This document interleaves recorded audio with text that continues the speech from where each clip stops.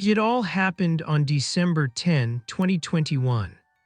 On that day, 48-year-old public school teacher Cruz Maguad was at Banisilan Central Elementary School, where his wife, Lovely Maguad, worked as the principal. He was helping renovate the building.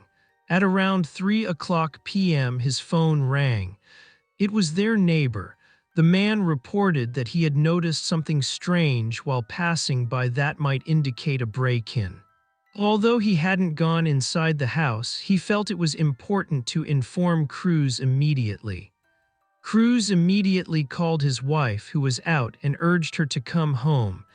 Then he dropped everything and rushed home. At the time, the Maguad's children were believed to be at home. 18-year-old Crizelle Gwynn, 16-year-old Criz Louis, and their recently adopted 17-year-old daughter Janice. Cruz arrived at the house at 3:40 p.m. It was unusually quiet, and when he looked through the window, he saw a blanket with what looked like blood stains lying in front of the front door. He tried to call the children, but there was no answer. Then he went to the back door and quietly entered the house. Inside, an oppressive silence reigned. After quickly checking the ground floor, Cruz stopped in the living room. There, he saw his daughter Crizelle Gwynn lying on the floor. The blanket he had seen outside was covering her. When he pulled it back, Cruz saw that the girl had severe injuries, particularly to her neck. Nearby, next to the front door, lay her brother Criz Louis. His hands and feet were bound, and his mouth was gagged. The young man also had numerous injuries. The condition of the house and the amount of blood suggested that everything had happened just a short time ago. However, Cruz didn't think about it at the time. Overcome with fear, he continued searching for Janice. When he called her, she came out of the room. Her hair was wet, her face pale with the horror she had experienced. Janice was shaking violently and could barely speak. When Cruz saw her, he tried to control himself. He took the girl downstairs and immediately called the police. When the officers arrived at the scene, they realized they were dealing with one of the most serious cases of their careers. After she had recovered somewhat, Janice explained that they had been robbed, even though it was obvious. The house was in complete chaos. All the cupboards were open, and personal belongings were scattered on the floor. At first glance, everything looked as if a break-in had occurred. However, the police knew that outward appearances alone were not enough to confirm this version.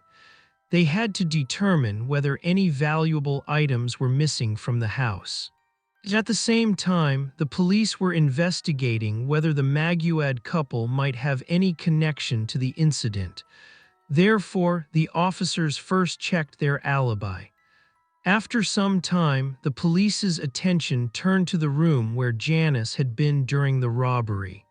Despite the general chaos in the house, this particular room appeared significantly tidier than the others. While this was not suspicious in itself, one would have expected a somewhat different picture in an ordinary burglary. A subsequent thorough examination of the house and the surrounding grounds led to important discoveries both inside and outside the house. For example, a shirt with stains resembling bloodstains was found next to the front door. It was presumed to have belonged to the attacker who had discarded it while fleeing. Further evidence was found several hundred meters from the house, a plastic bag containing blood-stained items. The bag was lying in one of the ditches. All of this suggested that someone had deliberately tried to dispose of evidence. With each passing hour, the atmosphere in the house became more oppressive. Further examination of the rooms found a knife with a damaged handle, a machete, a baseball bat, and a hammer. These items, as well as the nature of the injuries, suggested the brutality of the attack.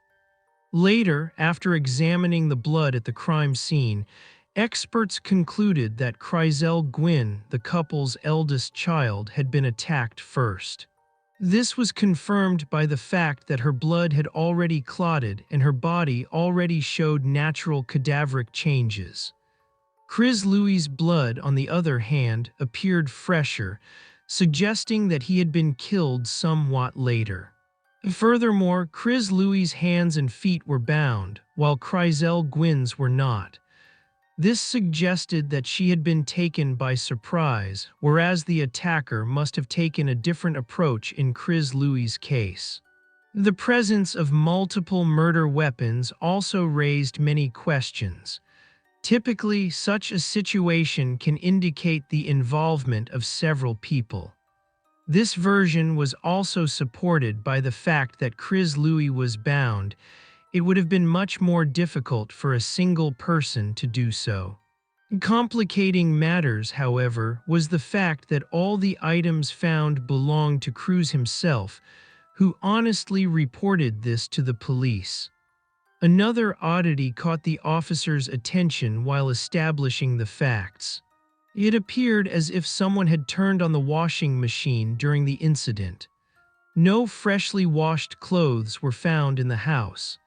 And although the true reason for operating the washing machine was never clarified, it suggested the attackers were attempting to cover their tracks at the crime scene. Given the unprecedented nature of the crime, local authorities immediately began searching for suspects. Over time, the gruesome act shocked the entire Philippine society. To expedite the investigation, authorities offered a reward for information that could help solve the case. This measure once again underscored the severity and extent of the crime. The autopsy began on December 13, 2021, and lasted several days. It was determined that Crizelle Gwynn had suffered 32 stab and laceration wounds. Some of these were so deep that they destroyed tissue in individual parts of her body. In addition, traces of blows from a blunt object, which could have been a hammer or a baseball bat, were found on the woman's body at the crime scene. The backs of her hands were covered with wounds, indicating an attempt at self-defense. As for Criz Louis, the autopsy revealed 5 stab and laceration wounds. Some of the injuries were so deep that they damaged bones and internal organs. Additionally, red marks were found on the young man's neck, indicating a possible strangulation attempt.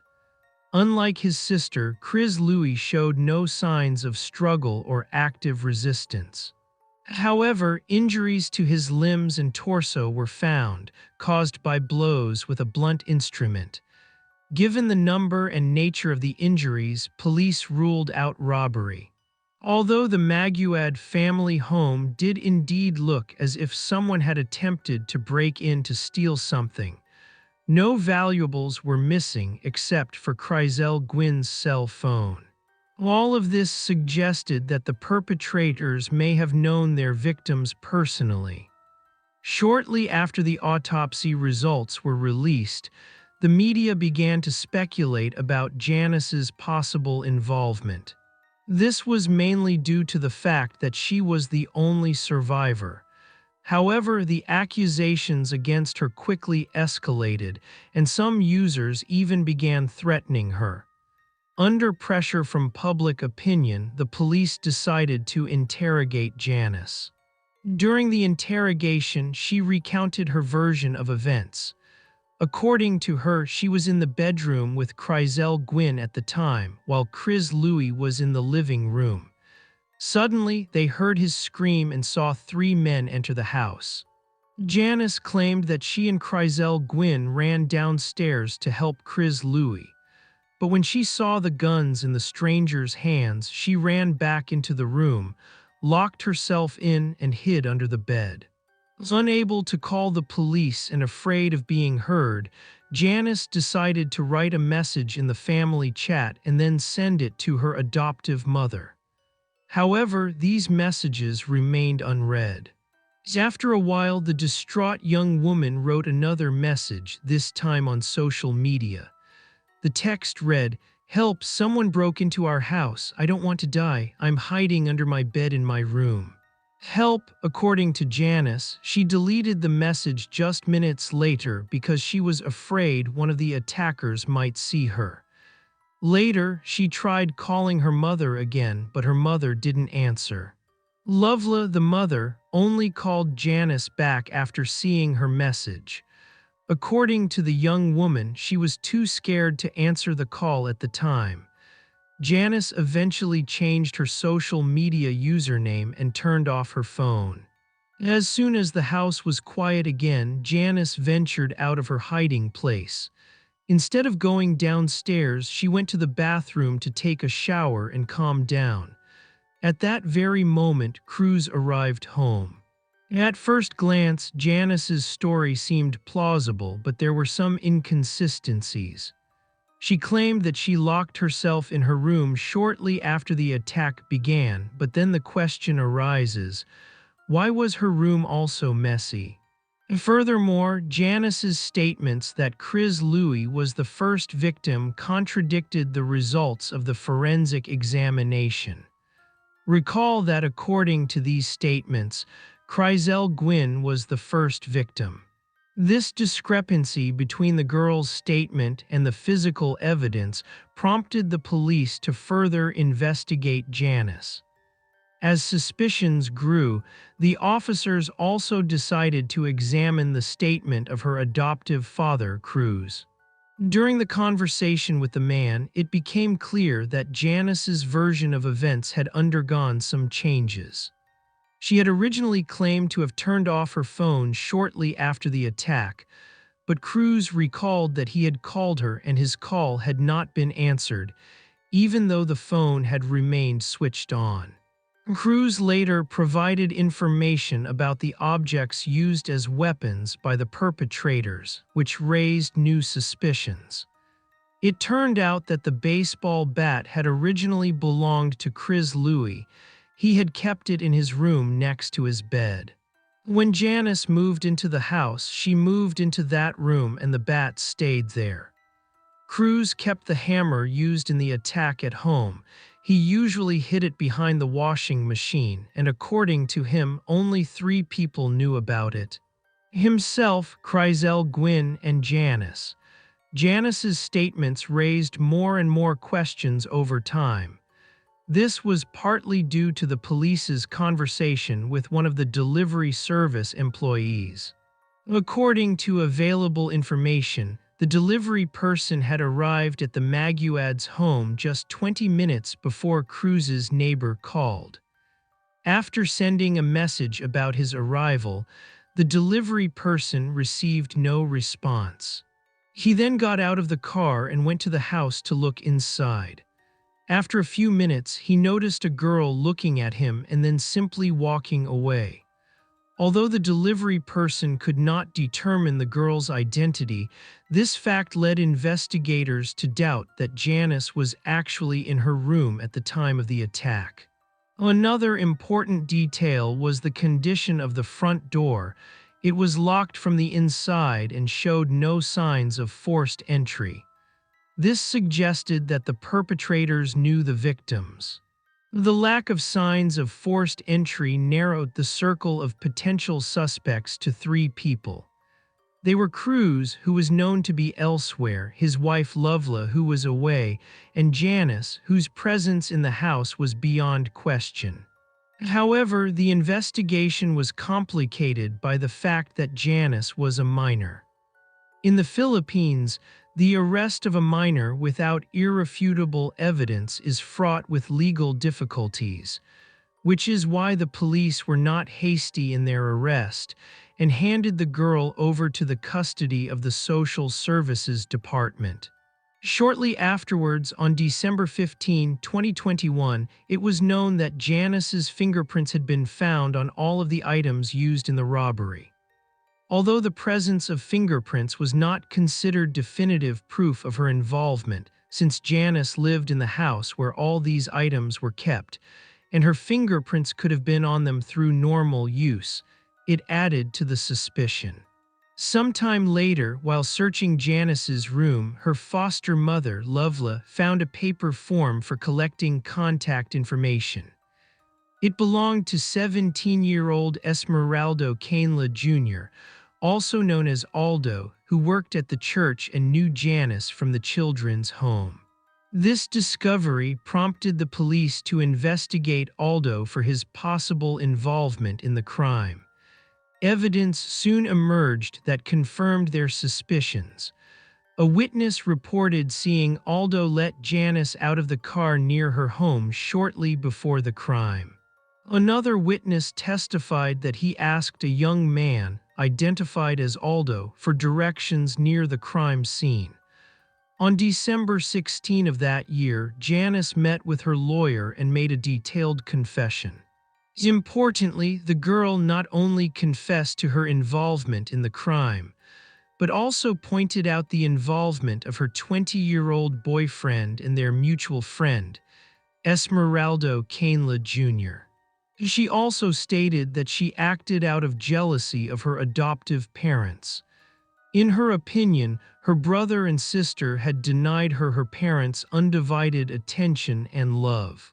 In other words, Janice justified her motive with the desire to be the only beloved child in the family.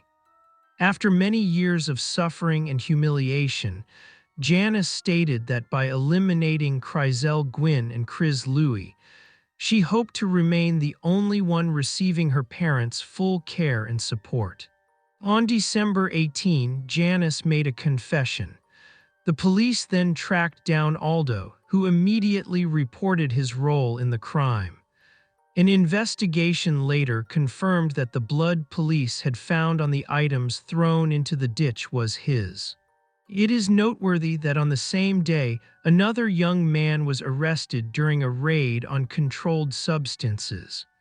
While searching his personal belongings, police found a cell phone belonging to Crizelle Gwynn. By comparing the serial numbers, investigators were able to confirm that it was indeed the phone stolen during the robbery. It was later revealed that Janice, unable to get rid of the phone, had hired Aldo to sell it to one of his acquaintances. It is important to note that due to the local legal system and juvenile justice systems, the police were unable to release all the details of Janice and Aldo's confessions.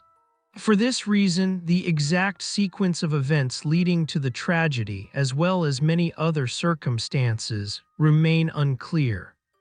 As for the identity of the third alleged participant, a 20-year-old young man whom Janice had mentioned, the police were unable to identify him. As far as is known, investigators concluded that this person was invented to partially absolve herself of responsibility. About a week after the tragedy, Lovelia gave her first interview. Speaking to the media, she primarily expressed her deep dismay at Janice's involvement in the events. Lovelia recalled disturbing signs that, in retrospect, should have been alarming. According to her, she met Janice in 2020 when she was working as a housekeeper for a close friend of hers. Lovelia and Crizelle Gwynn often visited this woman.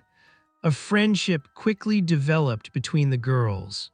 Over time, Janice began to ask Crizelle Gwynn for help with her studies, and Crizelle Gwynn, who was known for her kindness, was happy to help. Little by little, Janice told Crizelle Gwynn about her difficult childhood, her life of poverty, and about how she ended up in an orphanage after her parents died. She also told her that she would no longer receive government support after reaching adulthood. Crizelle Gwynn, moved by Janice's situation, spoke to her parents and suggested they adopt the girl. Although the couple was initially hesitant, Crizelle Gwynn was able to convince them. According to the Maguad family, Janice's transition into their care in July 2021 went smoothly. At first, it seemed as if she felt at home. However, over time, disturbing incidents began to occur.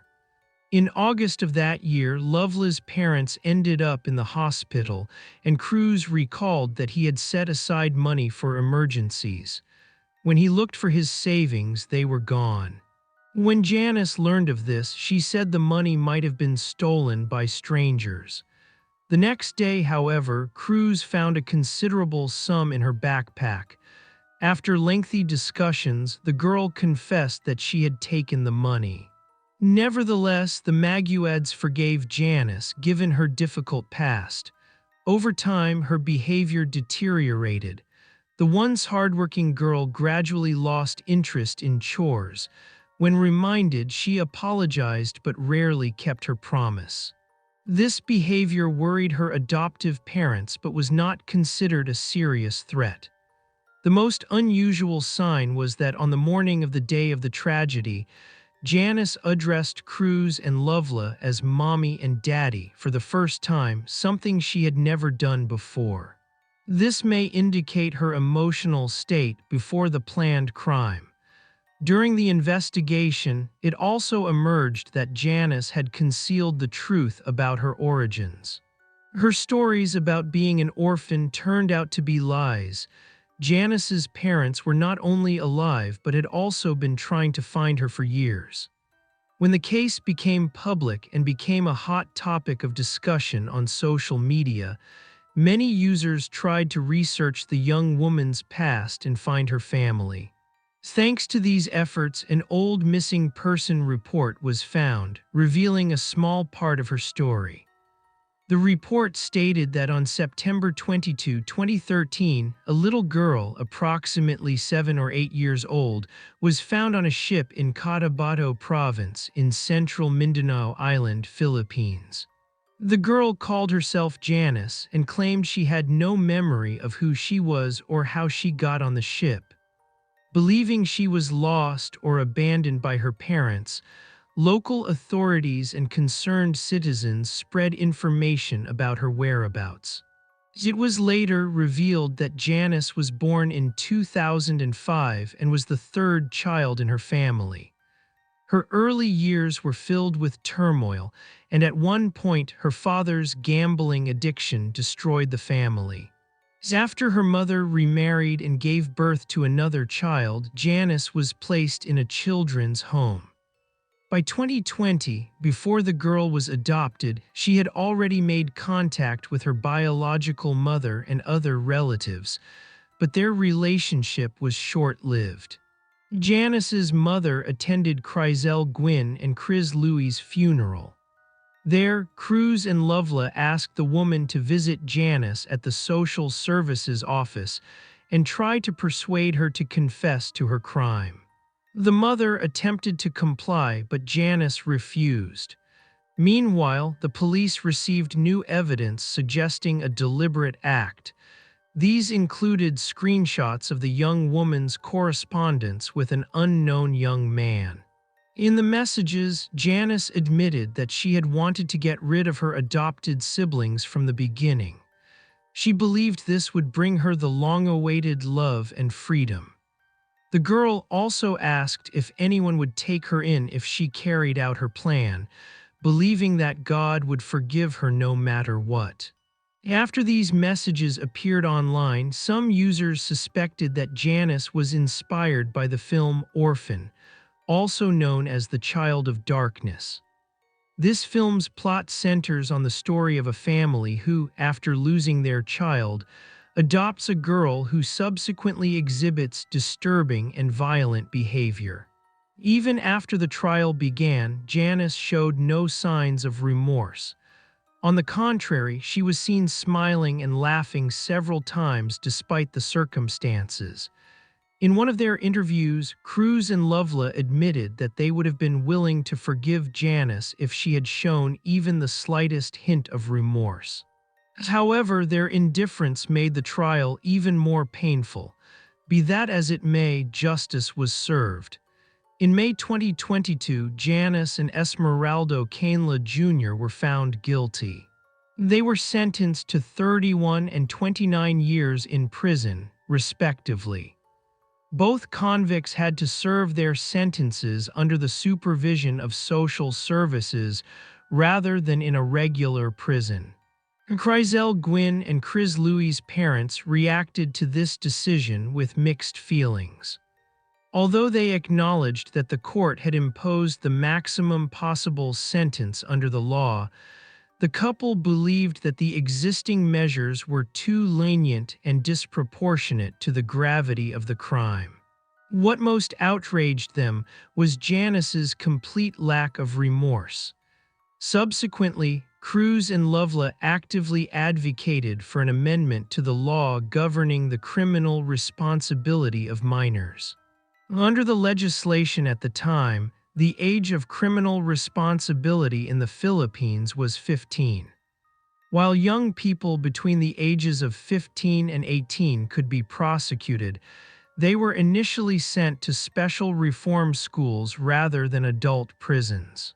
Essentially, this law protected minors and allowed them to avoid harsher punishments, even when their crimes were extremely serious.